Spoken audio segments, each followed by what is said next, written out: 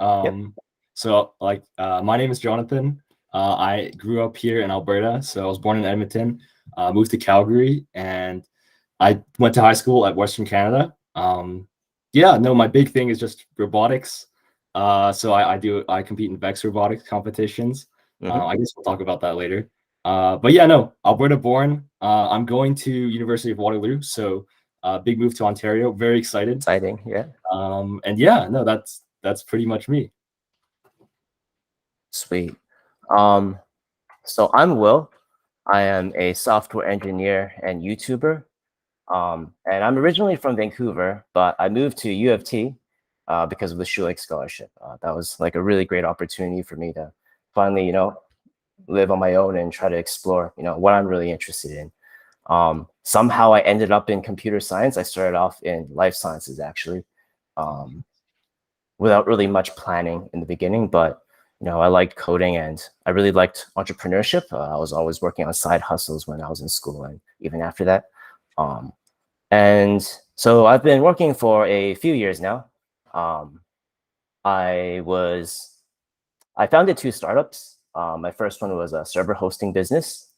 I sold that for a small amount of money, and then I did a supply chain software for wineries, and that didn't work out. So I said, hey, you know what? I'm going to start making gaming videos on Twitch.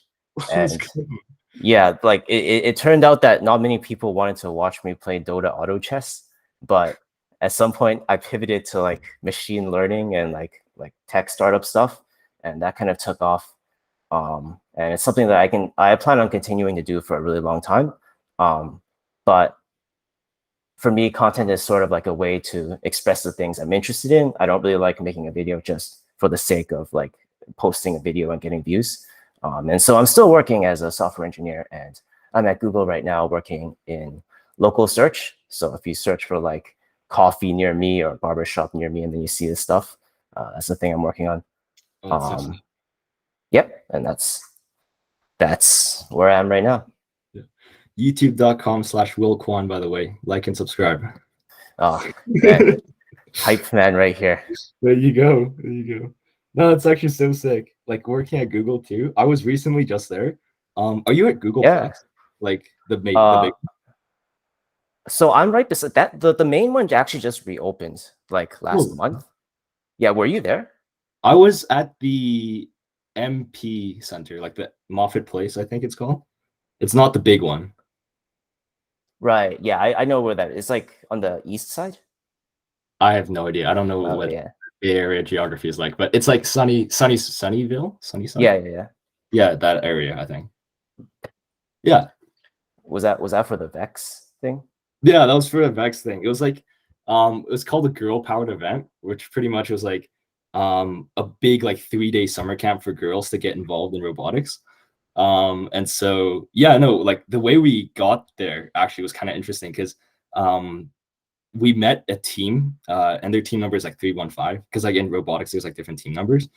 So we met team 315 online last year, and then we eventually met them in person at a tournament this year, and we got pretty close, and then they invited us to this girl powered event, which we came down and volunteered for, which was super sick.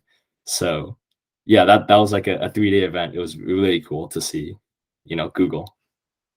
Nice. Like, was it a competition or like what was like? No, it was more like a summer camp, right? So like the girls like built their own robot, and then at the end there was a competition, and then there was like a winner, right? So kind of like a competition.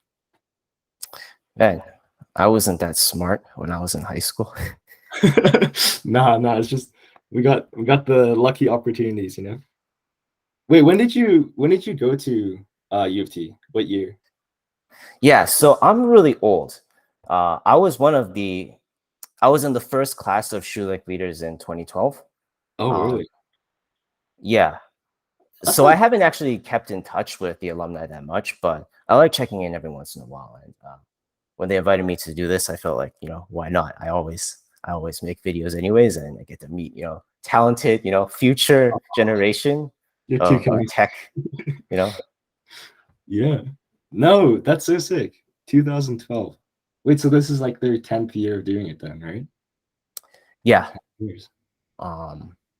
and it's still I've still been in contact with David Goodman, who was like also like the main contact with recipients like back when it started. Oh wow, that's so nice. Yeah, it's cool to see how much it's grown. Um, I'm gonna guess that a lot of these viewers, well, okay, I don't know because I didn't watch the old ones, but I'm gonna guess that a lot of these viewers are maybe in high school, or like maybe they're like parents of like high school students. They want to know like more about the application process and what you Oh went through. yes. And I don't think my experience is that relatable. I'm too old, but like you've got all the details, right? You've just gone through it, so like Oh, that's I think maybe something people would be interested in. all right. Yeah, just like application tips, maybe, or like Yeah, whatever. or just like your experience, anything interesting about the process. That's perfect. I've been thinking about this for a long time, because like I asked a bunch of like seniors when I was like going into grade 12 about applications, and now it's like my turn. So like I've been thinking about this. Um, okay. Let's see here. I applied to 3 Canadian schools, UBC, U of T, and Waterloo. And I think all of those require some form of like written application, like an essay. Yeah, So I know some schools don't offer them, but the essay part is definitely like the most challenging part for me. And so I guess one of my biggest tips for essay writing would be like just revise, right? Like the first draft is going to be so rough, and like everybody's first draft is going to be bad, but as soon as you get that like first draft done, you got to like take out the bad parts. There's like sections that you probably don't want to talk about, and you constantly refine it until like it's there, right? It's good. mhm. So one of the tips that like one of my like university friends told me is that like after you're done writing your application essay, it should feel like you poured out like your life story to them. Like if there was an admission officer reading your application and they read your essay, by the time they finish, they should feel like they know you, if you know what I mean, right? That's a lot of pressure. It is. No, it Did, is. did you did you get did you get that feeling after like you wrote it? Oh my goodness, yeah. No, it's like they limit you to like 200 words or something. And it's so much pressure to get like everything through. And obviously you're not going to get, everything about you. But like afterwards, like it does kind of feel like it's a part of you, like a little like child, almost like the essay. But yeah, no, that's something you want to do. Like your essay needs to be reflective of who you are, I think. But that's just my experience. Yeah, it makes a lot of sense. Can you share like what you chose to include in that 200 words, or like if you don't want to, no No, worries. no, yeah, for sure. Um, so it all kind of depended on like the prompt, right? But one story that I talked about a lot was my world's experience. So, like I said, I compete in robotics competitions, and one of the things that I do besides competing is I actually mentor teams. So last year when we had virtual worlds, which was like robotics over Zoom, it was really, really interesting. When we had virtual worlds, my team had qualified, and 2 of the other teams that I mentored also qualified. But the thing is, like when you compete at virtual worlds, you have to use the full arena. So like you're like using it like a Zoom call of like your arena, and you're like driving a robot around. And The because the arena in your place, or like is it like you're like remotely connecting to an arena? no, we had an arena at our place, so Wait, I was can't you actually just cheat then? Like yeah, how no, they, absolutely, oh. absolutely. We don't talk about it, but like there definitely has been some suspicious moments because of that. But yeah, no, it was really scuffed. Like I'll say it, like virtual robotics is not good. Um, but yeah, no, like I was sharing this arena with the 2 other teams that I mentored, and I remember specifically like when we first started, like they were panicking because their robots were not working, and they needed the arena to like fix it because you had like specific autonomous routines that you had to program, and like theirs wasn't working. And I remember like sitting there and like helping them fix their robot while like realizing that like my robot's like in the back and it also needs work, but like I was helping the mentees, right? Um, and that was like So a you big, you you were competing while also mentoring a team. correct, yeah. So yeah, no, I was like sort of conflicted between should I like help these teams who've like, you know, this is their first year competing, or should I like, you know, work on my own robot? And I ultimately chose to help my mentors. I think even though like in the end like we didn't win, but I think that decision really defined like my priorities. Like I really in the end really wanted these kids to have a good experience over like, you know, doing well myself. And we still did well. Like we got a few awards, but I'm saying like that moment is like a perfect like university essay question moment, I think, because I wrote about like, you know, putting others first, and it's like actually like I actually wanted them to do well. So I don't know. It's sort of a complicated moment. Like everybody's gonna have like different stuff to talk about, but I think that was like a big moment that I talked about. Yeah, definitely. I can see that. I'm sure you also did well yourself, though. I don't think the essay would sound good if it's just like I helped these other guys and like I just, you know, I don't know, like achieve like the bottom position. So like I don't want to downsell what you're doing. Um, was there like I sorry, I actually don't know too much about like the Vex competition. I understand it's kind of like a sports arena or something like that for robotics. Is that a good way to describe it? A little bit. Yeah, it's like um yeah, I guess you could say sports arena. It's small though. Like the arena is 12 feet by 12 feet. And I know there's like bigger robotics competitions that are like the entire basketball court size. But yeah, this is like smaller.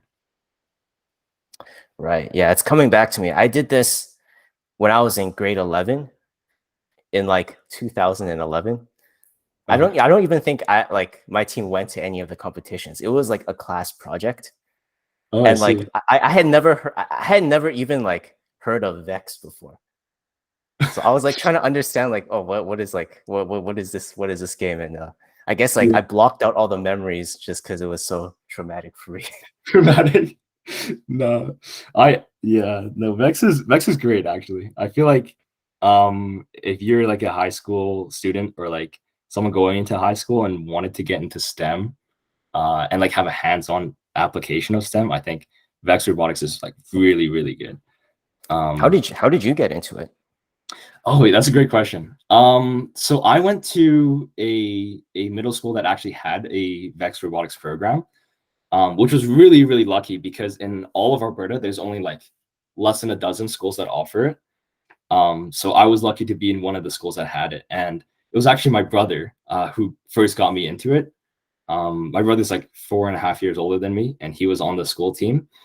And I just remember him like competing at tournaments and seeing like the robots move around. And I was like, that's what I want to do. Um, yeah, yeah. And how old were you then? I think around grade 7, grade 8. Yeah, so I've been doing it for like 5, 6 years now. Wow, okay. Yeah. Yeah, I think these days like people entering tech, it starts at a younger and younger age. Oh, absolutely. No, like I see that especially in the States as well, because they have like Vex for like elementary students and they're just like programming in like Python and stuff. I'm like, what? It's crazy. And the thing is, like everything you need to learn is for free on YouTube. Yeah, So like no, they can definitely do it too. That's the scary thing. Like, you know, for job security, you're thinking, oh, you know, this is such a great career. You make so much money. And then you see like all these like 12-year-olds doing it. You're like, wait a second. You know, I gotta stay sharp here. exactly. No, it's competitive, that's for sure. But I think another part of it is that like it's also um really collaborative too. Like they won't judge you if like your skill level is like bad, right? Like they will help you out and they want you to succeed. I think that's at least in my experience. Cool, cool. Um, Let me actually pull up the notes that you wrote. Oh Do you yeah. have any questions or anything for me? Yeah, I have some written Yeah, feel down. free to fire away. I'm just gonna Hmm. look at your LinkedIn and Oh try to, no. yeah, try to I got figure out, you know, what's the story of Jonathan Zhou? Is it oh Zhou or Zhao? it's Joe, like Zhou, Joe. yeah. Yeah. Yeah. Is Kwan Vietnamese or No, uh, sorry, my parents are from Hong Kong. Hong Kong? Awesome. Yeah. Dude, I've always wanted to visit Hong Kong. My Uh, parents, yeah, my parents are from like two parts of China, so like northern part and like southern part. So yeah. I haven't actually been in a while. It's kind of a sticky situation right now. Right. Yeah. Were you like born here? Are you like Yeah, I was born in Vancouver. I've actually only spent 2 summers in Hong Kong because like my sister was working there for a while, and like I had some other family there. But just in the last few years, I haven't gone. I see. Let's see, current projects and goals, future goals and aspirations, tips and tricks for STEM leadership, succeeding at school or university. I can comment on succeeding in school or university if Yeah. that would be No, useful. I'd love to hear that. Yeah. So Um, what are your tips to do well in university? I know it's a very I've heard it's a pretty big jump from high school. It's definitely different, right? right. Um, I'm trying to think of what I can say that wouldn't be too generic. Um, Academically, I think, okay, this is very generic, but like there are a lot of people who do very well in high school, just like coasting because like they're really smart. I, Right. I don't know if this is you, or, like I'm not trying to imply anything, but like Mhm. a lot of times the people who like actually struggle a bit in high school and then develop the study habits actually do better in university because it's just like it's just harder. Like it's very hard to just like read the page and then like ace the test. Right? You actually have to put effort into it. So I think that's one of the main lessons I learned. Mhm. Um, I wasn't actually the most studious because I was always working on games. Like that was my thing. I made indie games when I was at U of T. That's so But sick. for me, one thing that helped a lot is that like my side projects were like also coding. Right. So it helped with my schoolwork as well. Um, so I did do pretty well in most of my CS classes. The math classes and like my electives were like so and so, but Mhm. I think it's not rocket science, right? Like you put in the work, you make sure to do lots of practice questions as opposed to like what some people do, which is read the textbook and try to memorize everything. That Right, right. doesn't work. Um, you know, you do that, and most people can figure it out. Would you say like engineering lives up to the stereotype of being like one of the hardest majors at like schools? I wasn't in engineering. I was in computer Oh, science. sorry, computer science. Wait, I mean, wait, sorry. Oh, okay. I completely forgot to ask. What are you enrolled in at Waterloo? oh yeah, I should have mentioned that. I'm doing mechatronics engineering. Okay, So okay. yeah, it's like mechanical with like a little bit of software, and electrical.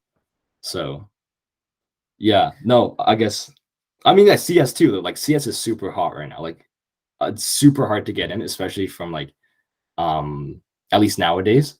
So like I guess the same question applies. Like, is it as hard as people say it is? I think that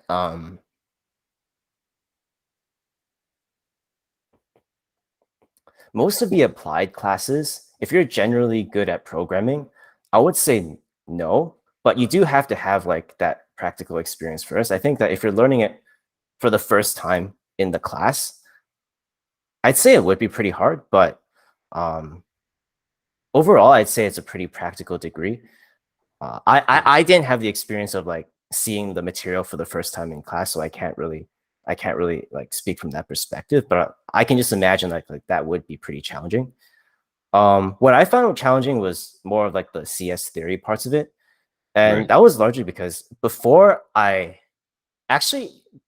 like a few years ago, when I started getting more interested in machine learning, I didn't really understand what research was. Oh, like I university research, like at a lab. Yeah, Oh, yeah. and I don't mean that like in terms of like the specific activities that they do, like set up experiments and publish papers, but more like what was the point of doing research? Like I didn't get it. Like when I'm Mhm. coding, I'm trying to get something done, right? I didn't understand why I have to write all this up and then put it into a paper, which Right. most software engineers don't actually read. So Yeah. that, yeah, like it was that kind of motivation thing that I didn't really understand why I was studying the theory. So then it was just very hard for me to like get into it. Um, and on top of that, it's just kind of different from writing code because you have to prove like why things are correct or like what's the runtime of it. And these are not normally things that you're thinking about when you're, say, like putting some buttons on a web page. Right. Right. But Yeah. I do think it's like computer science research is very interesting to me now because there's a lot of things like in machine learning or other areas that are just not applied yet in everyday products. So I do think that like blue sky research without specific commercial application is very interesting. But at the time, I didn't see that connection, and that made it pretty challenging for me. Mm. Yeah. Would you say there's like a lot of like research opportunities for like high school students? I don't know. I started coding when I was in grade 12. Did you look into this? I no, I okay, I'm the programmer for like my team, but I don't know. I just had a love-hate relationship with programming. So I would like prefer more of the mechanical side.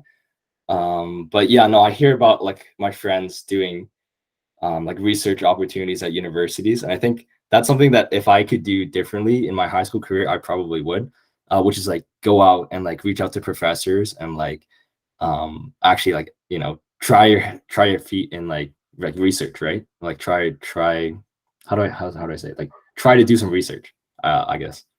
Um, yeah, no, I think that's something that I would have done. Why didn't you do it? I was I w- I was pretty swamped in high school. Because I chose to do IB. Did you do IB as well or No, I did AP. AP? My school was one of, so I'm from Vancouver. I think there were some schools that offered IB, but it just happened that my school was AP, and so I did that. Right. Yeah, no, I kind of wish I did AP now because all my friends that did AP, like I feel like they just had a better experience overall. Really? Um, yeah, I don't know, like because IB has like so much more like I guess they have so much more like independent research stuff. So like we had to write like research papers. There's something called like the extended essay, which is like a 4,000 like research 4,000 word research paper that you had to do over the course of like your 3 years almost. So there's a lot more of like that and like paper writing as well. And I felt like AP was like more helpful, like less of the writing, I'm guessing. It's a lot of standardized test prep, from what I That is true. remember. I took Mhm. like I took every AP course that was offered at my high school, except for Mandarin, which is probably the most useful one too. I don't know why I didn't do that, but yeah, yeah, I spent a lot of time preparing for those tests. That's why I didn't. Okay, so I did try to get into research. Mhm. Trying to think, what was my project in grade 12? I was trying to do something on mice. I never actually ran the experiment, but like I was working with a professor who I had met through like some kind of high school mentorship program, and I had Oh, designed some kind of experiment on mice. Um, oh, wow. Interesting. yeah, mice. Some study on mice about like carbon dioxide. I think. I don't want to talk about this because I completely don't remember. That's But all. so I tried, but like I was so worried about getting good grades because Mhm. like I didn't know what I wanted to do afterwards. So I'm just like, well, I can get good grades now and then think about it later. Um, it's Right. good that like you actually are more proactive in doing things like Vex or like at least investigating different research opportunities. Whereas I was very focused on just let's just ace every test I can right now and then think about life afterwards. Well, I mean, grades are important. Like, I feel like some of my friends that did a lot of robotics, sort of like, prioritized that too much over school and like their grades dropped. So I feel like grades are still really, really important. But yeah, you're right. It's definitely worth exploring like other extracurriculars and stuff like that. Yeah. Yeah. Is there anything like any particular research areas that you find interesting? I haven't really looked into it that much, but my brother is currently doing his master's in electrical engineering, and like he has a specialization of like biomedical engineering. So like the stuff that he was working on was like VR and like haptics and like I don't even know, but like just like VR is like super sick to me. So I feel like that's a cool thing to look at. Biomedical and VR. Yeah. That's interesting. I guess yeah, maybe like for like training people how to like walk or like develop motor skills that are, I guess, dangerous to do in real life. Would that be kind of Right. area? Yes. Something like that. I think the thing that he's working on now is like related to driving. So like a driving simulator almost. I Right. think. Yeah. Yeah, it's interesting. I do think there are a lot of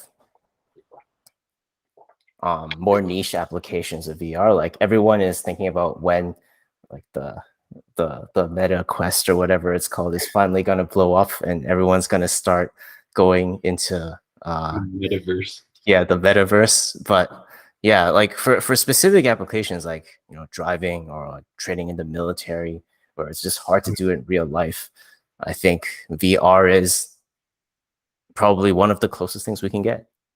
Oh yeah. Absolutely. And like I've seen a lot of like articles recently about like the Google glasses as well. Do you like do you have a pair? Or like I don't know. Do you have anything on that? No, I remember reading about this years ago. I think it's I think it's like a commercial product now, right? Like I mean like a B2B product. Yeah, yeah, something like that. Okay. Mm. Yeah, no, super interesting. Okay, I have your LinkedIn now. Oh Let's dear. see. You're the co-founder of Western Mechatronics. All right, Oh, Jonathan. great. What pitch me Western Mechatronics. Western Mechatronics. Okay, so like I told you earlier, like when I first started robotics, there were like barely any chances to get involved. Like I was super fortunate to go to a school that already had a program that was actually really good.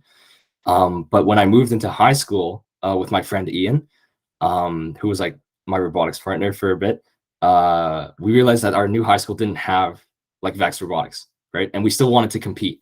So we looked into starting a club at the school, but at that time, like the school just didn't have enough money.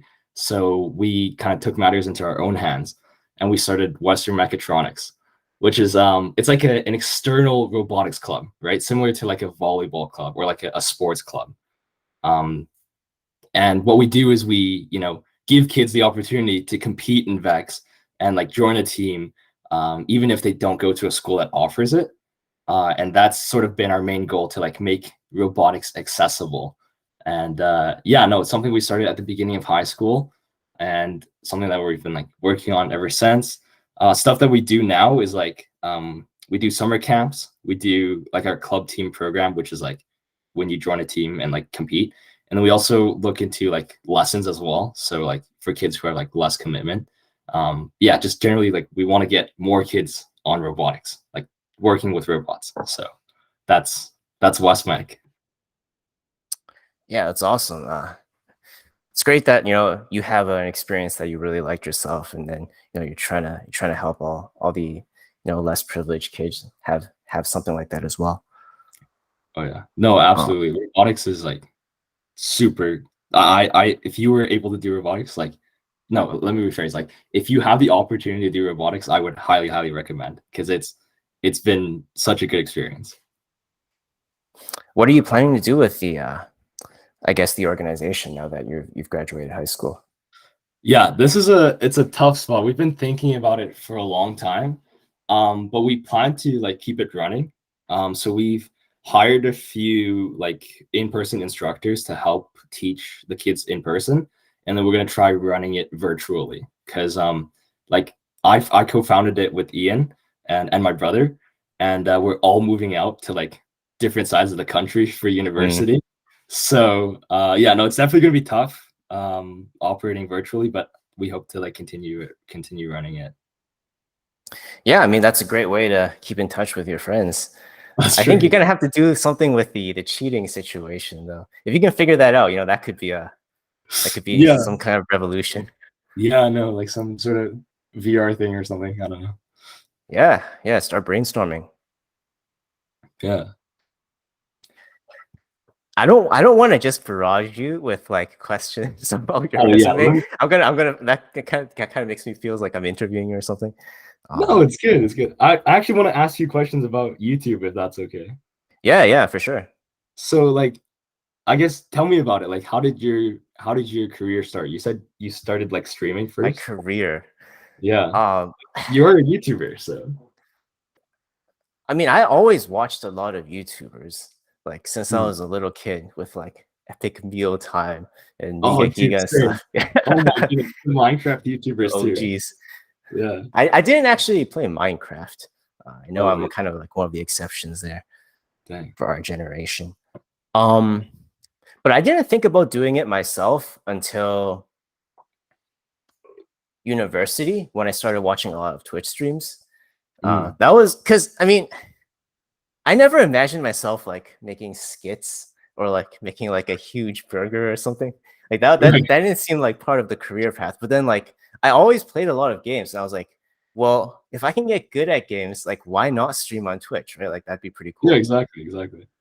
It just wasn't really a big priority for me, and it's also one of those things where like it takes like a huge time commitment, right? Like I mean, it's Mm. definitely doable if you're committed, but like I wasn't, I guess, confident enough to just play Hearthstone for like 12 hours a day. Hearthstone is so good. I was so addicted to Hearthstone. I actually did play for like a ridiculous, like I don't know, maybe like 5 hours a night during my senior year in university or something like that. Like not every night, but like a lot of nights. Wasn't good. But Like, anyways, oh, we got to talk about Hearthstone later. Okay, yeah, continue. so that was when I started thinking I could start making content. Um, I actually started doing it in 2017 when I quit my first job as a software engineer. Um, Mm. I just really wanted to pursue entrepreneurship full time because I had actually released a popular indie game the year before, and I just didn't really follow up with it because I was busy with work. Is Um, it the Architect one? yeah, it was that. I Not a just good game, but like once in a yeah, while you get lucky. yeah. That's so sick. Yeah. Oh man, memories. So I I started making coding tutorials first because that's just, like what I did every day, right? It was the easiest thing to start with. Not many people watched it. I made a few, I think I got a few hundred subscribers, and then I just got busy with other stuff. I started freelancing and I started my server hosting business. Mm. So I just forgot about it for 2 years. And then uh 2019 was when I started vlogging. At the time, I had just shut down the startup I was working on, Puremark, which was like the supply chain thing for wineries. Mhm. And I had some free time. So, no, sorry, I didn't start vlogging. I started by making Dota auto chess videos. And then I quickly realized that like I'm not the best Dota auto chess player. And so then I started vlogging, and then the vlogs took off. So then I stuck with that. I'd really like to make more videos, actually. I have more in the works. It's just, um, like I said earlier, it's something I do to sort of like share the things that I'm interested in and use it as a creative outlet. So I'm not really the kind of person who is churning out videos every day, even though that would be much more profitable. Yeah, no, like YouTubers and like TikTokers make so much money these days. Yeah, I mean, it's like the dream job, right? Like every kid either wants to be a TikToker or Yeah, like I don't Twitch know, streamer. an amazing roboticist or something. No, I actually did a fair bit of streaming myself for like a year Oh yeah. uh, on Twitch. It was, I don't know, I was just mainly playing like video games as well. Um, but yeah, no, I feel like that's some part of like how should I say, like that's a part that I really want to explore, I guess, in university if I have more time, is definitely like content creation. Because I've always like made some videos when I was like just fooling around when I was growing up, but never really took things seriously. Hmm. So yeah, I don't know what I would do though. I think like robotics videos are kind of sick, but I'm nowhere as good as like, Michael like Reeves. yeah, there you go. Or like I don't know, Stuff Made Here. Have you seen that guy? Yeah, yeah, I've seen that. And Yeah. there's also there's I can never pronounce her name, like Simone Oh yeah, Giertz. yeah, yeah. Yeah. Yes, yeah, yeah. Yeah, she actually does like the craziest ones. The In Tesla terms with of like like the quality. Yeah. yeah, those are so sick. Yeah. Maybe one day I would love to do that.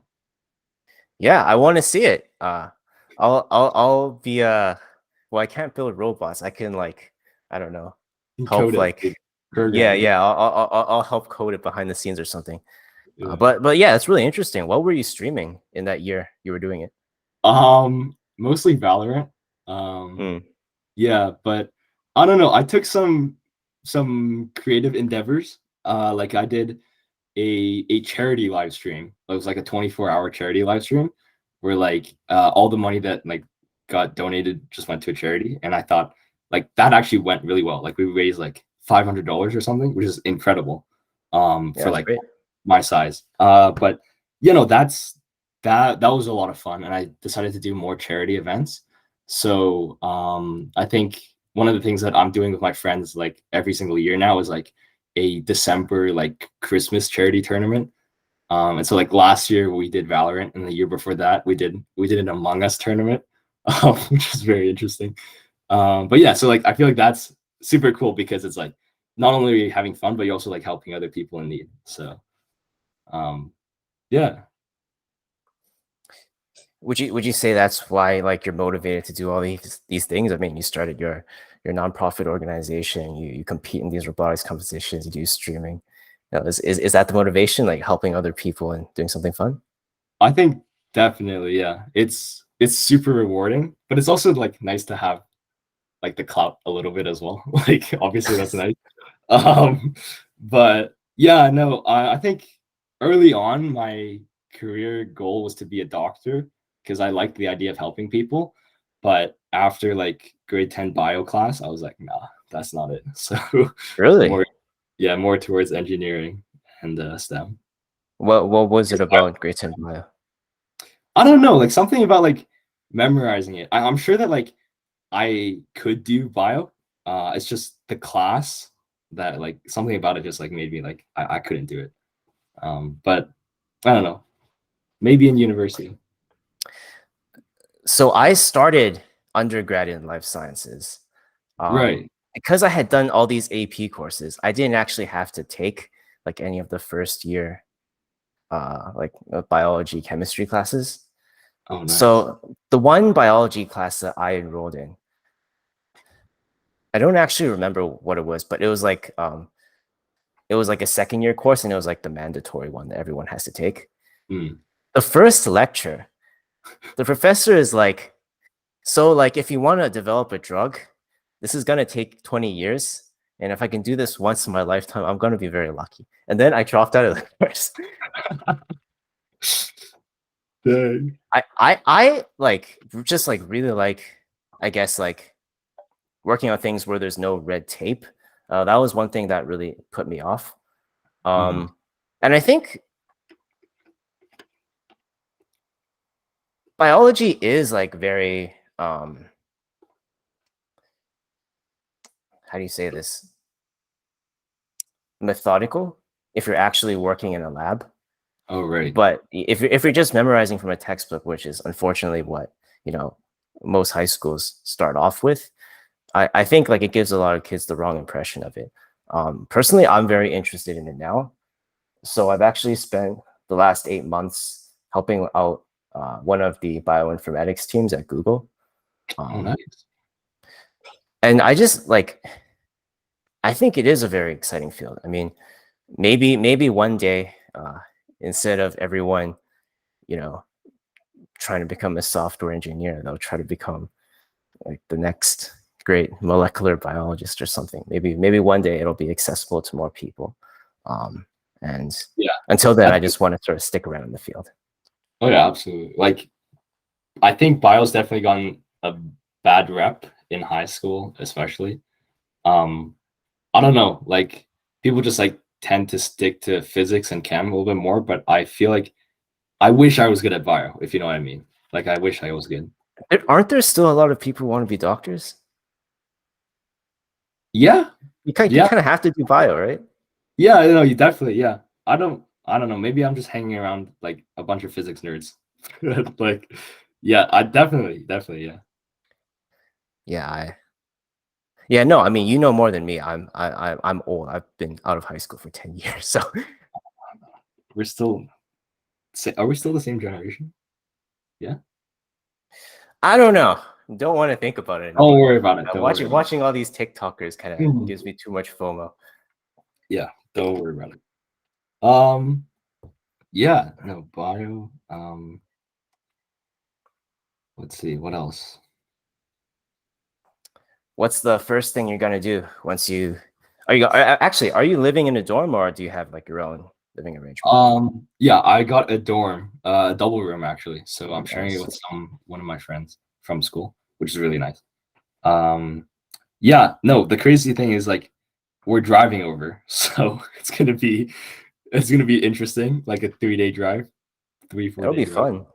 Oh yeah. Have you done like a cross Canada road trip before? No, I have not. I'm looking Me forward to it. neither. Yeah. I don't know about like actually I don't know if I should diss this, but like I don't know about like the rural areas like of like Manitoba and like Saskatchewan, but like it would be nice to visit every province, that's for sure. Yeah. Yeah, for sure. Were there a lot of like did a lot of your friends from your school ended up going to Ontario or even just other provinces? Yeah, quite a bit. I'd say mostly UBC and U of T. Um, a few Waterloo, but actually quite a bit of like American schools as well. I guess because of like IB and like stuff like that. Okay. So yeah. Yeah, it's interesting. I actually my high school, I don't think there were too many of my friends who went outside of BC. There were a Mm, few, but that was the exception. yeah. I mean BC is nice, so like you just stay there. I guess one thing that I could talk about is applying to American schools and Hmm. versus like Canadian schools as well. I don't know if it's on topic as much, but I had a lot of experience. I applied to like 20 state schools in the States because that was like my main goal going Me too. into high school. Oh yeah? Oh, that's Yeah. awesome. Yeah. So I guess we could Well, talk about not going into high school. I mean, like when I started my applications, oh right. I wouldn't say it was like. Well, actually, let me rephrase. Not that it was like my main goal. It's just that there's like so many schools in the U.S. that like Mm, that's what I spent a lot of my time doing. right, right. Yeah, so So did you take like the SAT, ACT then? I did. I took the SAT, um, and I think my subject SATs were math and bio probably. Yeah, Oh I think right. so. Yeah, I Is think it still like you have to take two or? they're getting rid of like subject tests. Oh, okay. Yeah, yeah, and the essay too. So it's like more easy, I guess. Hmm. Yeah. No, I'd say yeah. That's like I think we should talk about it because like not a lot of people applying to Canadian schools take the SAT or ACT, but I think it's probably beneficial because I know some applications require like if they have it, you can like put it in. So yeah, no SAT. I took the SAT 3 times and then the ACT twice. And I found the ACT to be easier because it's more like science and math focused. So yeah, the thing about those two is like ACT is like much more fast paced, and then SAT is like a little bit harder but like slower.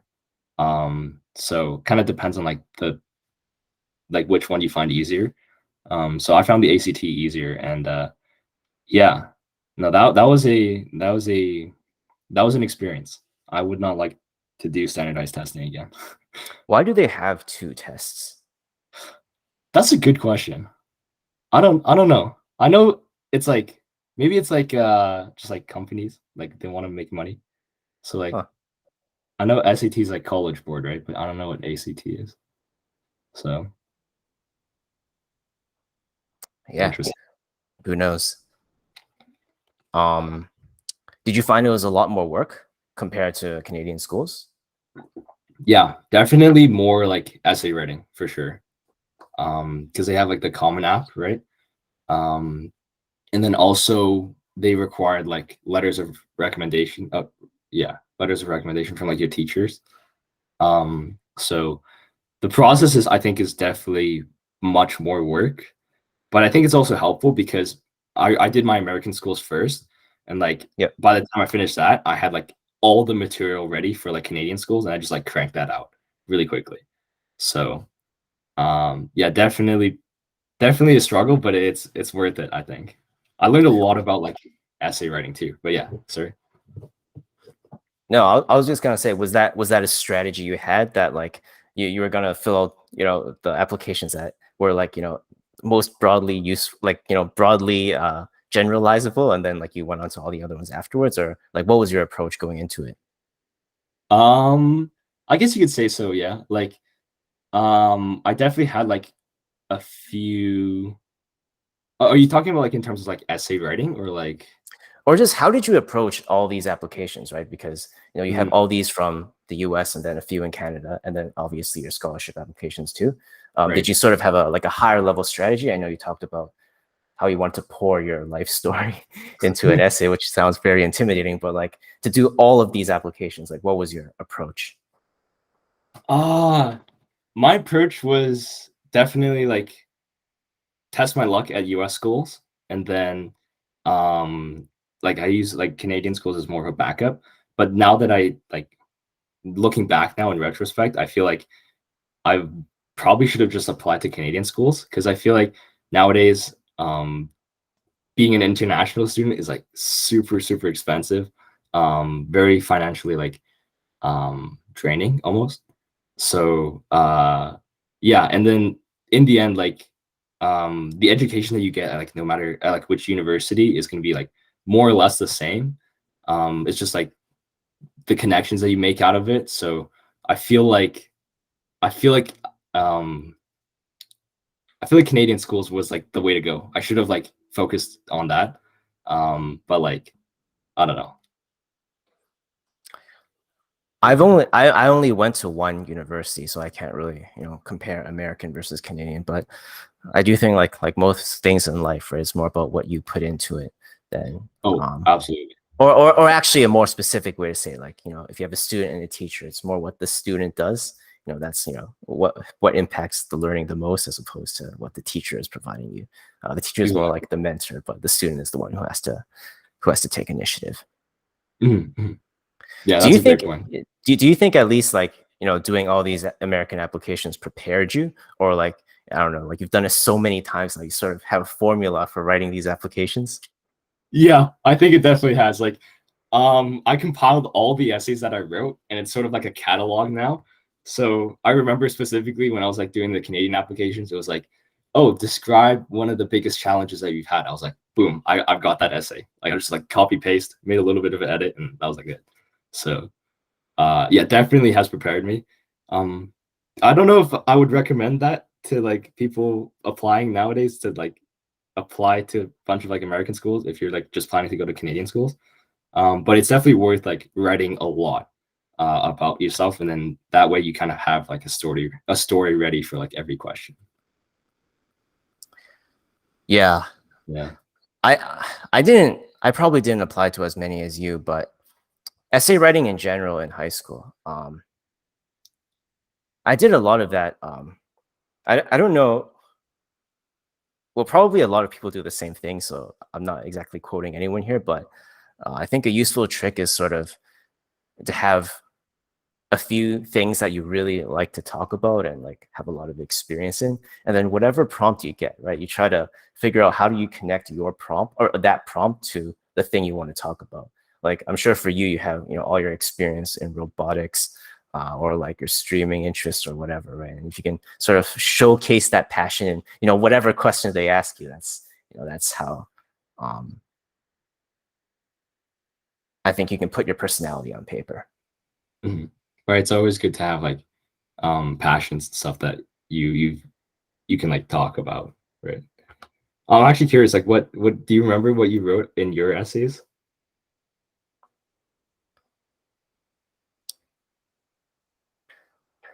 I'm trying to think. What did I write? It's okay if you don't remember. It's like I can't remember what Yeah, I, you know, like it's 10 years or yeah, something. yeah, yeah. I don't know. I'll pass. I actually don't remember. That's all good. Yeah, maybe yeah, one day it'll come back to me. Think it'll be interesting to like pull up your applications like in the future, like just looking at your college applications and like thinking like, wow, that was me. Yeah. Yeah, for sure. Um, yeah, maybe we can wrap things up by sort of going over like future things you want to try out, or maybe, maybe I can talk a bit about myself in that area too. I think, it's always good to have things, exciting things planned out. And I'd Yeah, love to for hear sure. what you're interested in. I'll let you go first, actually. I've got to think about this one, but also like it would be nice to hit like entrepreneurship as well. I feel like because like Oh yeah, for you sure, for sure. I started West Migrate, so I think it would be kind of a good spot. But yeah, go ahead. Hmm. Future goals. I just stumped myself here. Become the next Michael Reeves. No one can do that. Um, so I am very entrepreneurial. I've been working on a new thing for the past few months, but like I want to kind of, launch it first and then talk about it. I'm not really the kind of person like I am kind of like anti Silicon Valley, even Oh, though really? like I'm known on social media as like a startup guy. Yeah, I'm pretty laid back. I mean, I don't really think I try to sell myself that hard. And Mm, my style is more like, I try to just like build stuff, sell it, talk about it when I have something tangible. Um, I'd kind of rather not talk about the thing that I'm working on right now, but I can tell you about my general interests. yeah. Um, so molecular biology is something that is very interesting to me because I have started like several software businesses before.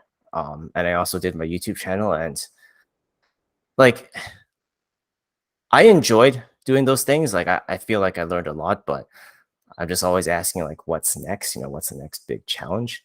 And I think it's just really crazy how with biology you can have a COVID test. That wasn't like you couldn't do that with like the flu or something just a few years ago. This Oh, is like really? yeah. Yeah. I mean, people didn't have like take home tests. Yeah, I guess I've never really thought of that.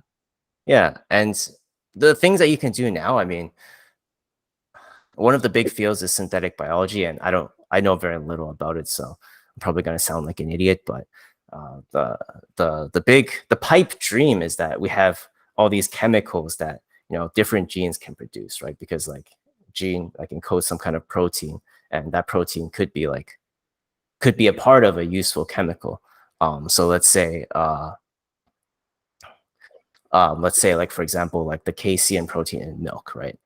And so one thing that is getting a lot of people and investors and I guess academics excited is, if can we take these genes that are making useful proteins and then just start producing the proteins in a factory so we don't have to destroy the environment, Mm, or I guess like create like very complex chemical processes to create these things that nature already has provided for us.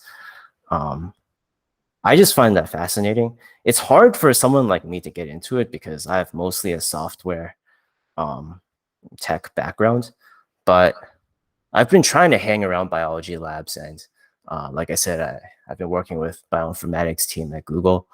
mm, Um, and the thing that I'm working on is kind of in this space, except I'm kind of avoiding all the red tape that involves, actually going into a lab and potentially creating hazardous chemicals through hazardous processes. I kind of want to bypass that for now. I'll let the smart people figure it out, and I'm just going to do my own thing, which hopefully I'll have something to show for in a few months.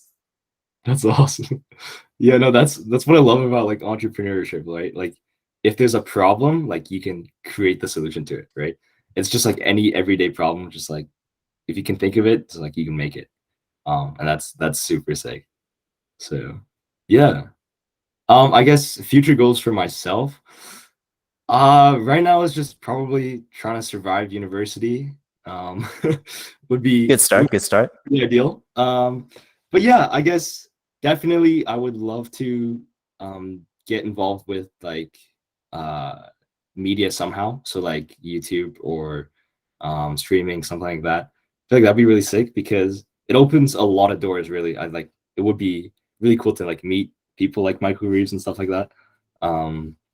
So yeah, that would You can, be I mean, if I mean, you've done a lot of interesting things. I'm sure if you just reach out with like an interesting message, you can get a lot of cool content creators to respond. I mean, we're on social media all day. You can, feel free to ping anyone that you're interested I in. haven't thought of that though. That seems so scary, like so intimidating. But I guess they're just like normal people like us. But yeah, definitely. I might do that. I might do that. Yeah, and I'm excited to see whatever content you make. The beginning, I'll warn you, like it'll be kind of tough, like just figuring out how to make a good video. For me, it's like something I struggle with all the time. Like, how do I make it interesting so that people don't stop watching? Because if they stop Right. watching, then like all the metrics go down, and then the algorithms don't promote you, and then it's Oh, like, no. oh my god, no, what's happening? I'm becoming irrelevant, right? So like lots of things to think about, but like you just have to stick to it. And if it's something you enjoy, I'm sure you can figure it out. Awesome. Yeah, that would be really cool. And then I guess big picture would be um working at a big tech company. I mean, like that's the goal right now. I would love to work at Google. So yeah, no, stuff like that.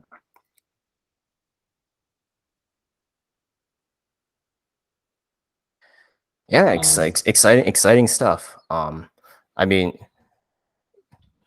it's great that you're now part of the Schulich network. I'm sure there's lots of internship opportunities for you. So if that's something you're interested in, you'll have lots of chances to do that. yeah, here's hoping.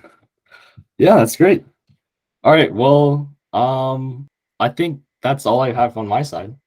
So, Yeah, it was great meeting you. Should definitely keep in touch. Let me know when you're in the Bay Area again. oh yeah, I will. I'll definitely let you know. Yeah, and then we gotta talk about Hearthstone. Maybe we gotta play a match afterwards. I, it's been years. Like I don't have any of the That's true. cards, That's man. true. I'm at a huge disadvantage. No, OG cards are the best though. The OG Okay. deck Yeah, are the best. only the free ones, right? I'm too poor. Yeah. Okay. Yeah. All right. Well, it was nice talking to you.